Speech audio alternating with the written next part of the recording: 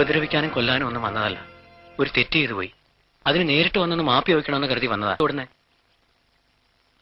2-3 ഇടത്ത് വെച്ച് കണ്ടിട്ടുണ്ട്, പരസ്പരം ശ്രദ്ധിച്ചിട്ടുണ്ട്. അത്രയല്ലേ ഉള്ളൂ മിനിക്ക് എന്നോടുള്ള പരിചയം. പക്ഷെ ഞാനൊരു1000 വട്ടം മിനിയെ അല്ലാതെ കണ്ടിട്ടുണ്ട് എന്റെ സ്വപ്നത്തില്. എന്നാൽ ഒരിക്കൽ പോലും മിനിയുടെ മുമ്പിൽ ഒരു ശല്യമായി വരരുത് എന്നെനിക്ക് നിർബന്ധമുണ്ടായിരുന്നു. പെട്ടെന്ന് ആരാണെങ്കിലും അന്ന് ആ റെസ്റ്റോറന്റിൽ മിനി എന്റെ അടുത്തിരുന്നപ്പോ അടുപ്പത്തിൽ വർത്താനം പറയാനൊക്കെ പറഞ്ഞപ്പോ ദൈവം എന്റെ കാര്യത്തിൽ എന്തൊക്കെയോ തീരുമാനിച്ചിരിക്കുന്നതൊക്കെ ഞാനങ്ങ് കയറി ഭ്രമിച്ചുപോയി. അതാ പെട്ടെന്ന് ഒരാൾ എന്റെ ആരാണെന്ന് ചോദിച്ചപ്പോ ഞാനങ്ങനെ പറഞ്ഞു പോയത്.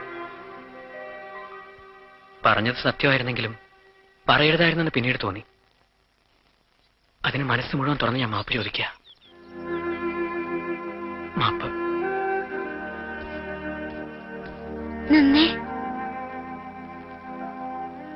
കൂട്ടുകാരനെ എവിടാ കൊണ്ടുപിടിപ്പിച്ചു വെച്ചിരിക്കുന്നേ?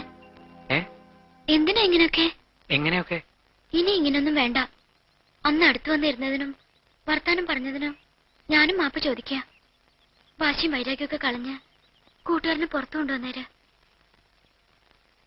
എന്നിട്ടെല്ലാം മറന്നേര്. എല്ലാം.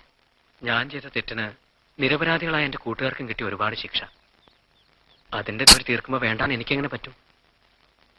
എന്നാലും മിനി പറഞ്ഞുകൊണ്ട് ശ്രമിച്ചു നോക്കാം പരമാവധി.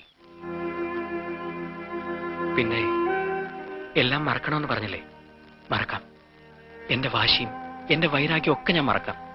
പക്ഷേ പഴയ ജന്മത്തിൽ എന്റെ കൊതി തീരാത്തൊരു മുഖമുണ്ട്. ആ മുഖം എനിക്ക് മറക്കാൻ പറ്റില്ല ഒരിക്കലും.